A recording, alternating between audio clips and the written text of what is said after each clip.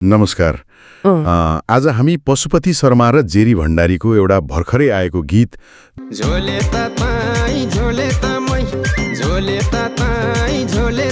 त्यसैमा अलि गहिरिएर कुरा गरौँ न। हो यो गीतले त बजारमा निकै तरङ्ग ल्याएको छ नि। सुन्ने बित्तिकै यसका शब्दले सोच्न बाध्य बनाउँछ। एकदमै। यसले हाम्रो समाज, राजनीति अनि अहिलेका चलनबारे के भन्दैछ त्यही केलाउने हो। आज युट्युबमा गीत सुनेरै यसका शब्द टिपेका छौं। ल सुरु गरौँ त्यसो भए। पहिलो कुरा त यो राजनीतिक चाकरीमाथिको व्यङ्ग्य होइन। कस्तो ठाडै भनेको छ, नेताको गुणगान गाउने नि तैँ, तिनैको पछि लाउने नि तैँ। त्यो त छँदैछ। तर मलाई झन मार्मिक लागेको त भ्रष्टलाई देउता मान्ने नि तैँ भन्ने लाइन हो। कस्तो डरलाग्दो चित्रण हो यो समाजको। हो नि, के साँच्चै समाजले यस्ता कुरा सामान्य मान्न थालेको हो त? गीतले त त्यस्तै देखायो। त्यो मात्रै होइन, अझ रोचक के छ भने गीतले कुनै एउटा पार्टी वा नेतालाई मात्रै दोष दिएको छैन।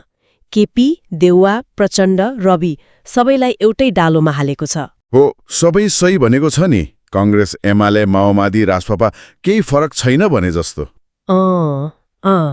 त्यही त। यसले कतै राजनीतिक दलहरू बीचको त्यो खास फरक, त्यो विचारको लडाई, त्यो सकिँदै गएको हो कि अनि मान्छेमा एकदमै निराशा बढेको हो कि? त्यो निराशा त गीतभरि नै देखिन्छ। तर त्यो मूल टेक झोले त मै, यसले त हामी सबैलाई छोयो नि। एकदमै। यो नै गीतको सबैभन्दा शक्तिशाली पक्ष हो जस्तो लाग्छ मलाई। खालि अरूलाई झोले भनेर मात्र पुग्दैन। मतलब हामी आफै पनि कतै न कतै यो प्रणालीको हिस्सा छौं। मै पनि झोले भन्नुको अर्थ त्यही हो। हो नि। यो खालि राजनीतिक चाकरी मात्रै होइन के, समाजमा गलत भइरहेको देख्दा पनि चुप लाग्नु, सत्य तथ्य नबुझी हल्लाको पछि लाग्नु, यो सबै नै झोले प्रवृत्ति हो कि? गीतले ऐना देखाएको छ हामी सबैलाई।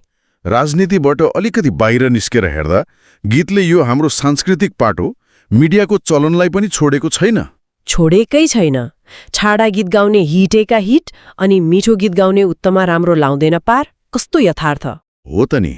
कलाको गुणस्तर भन्दा पनि बजारूपन, भाइरल हुने कुरा महत्त्वपूर्ण भयो रे। अनि त्यो शारीरिक टिप्पणीहरू, मोटिनी सही, लुरी सही, यो त झन् कस्तो सुन्नमा पनि। त्यसले त झन् हाम्रो सामाजिक संवेदनशीलता कति तल झरेको छ भन्ने देखाउँछ नि। बजार र दर्शक दुवैको रुचि कता गइरहेको छ भन्ने प्रश्न उठ्छ। अनि यही कुरा युट्युबमा झन् चर्को रूपमा देखिन्छ भन्छ गीतले। अनेकका अवतारी आउँछन् युट्युबर। तिनैका भिडियो हेर्ने नि तै, सेलिब्रिटी जस्तो घेर्ने नि तै, होइन?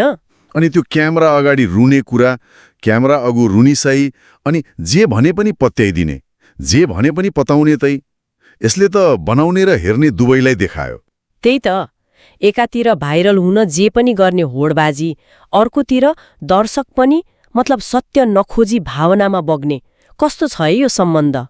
गीत अघि बढ्दै जाँदा प्रशासन, कर्मचारी तन्त्रप्रतिको दिगदारी पनि पोखिन्छ। कर्मचारी पनि नेतैका छन् गरे। अनि अपराधी पनि छुटेकै छन्। यसले त राज्यका अङ्गमाथि नै विश्वास छैन भन्ने जस्तो सुनिन्छ नि। अनि अन्त्यतिर त झन् निराशा।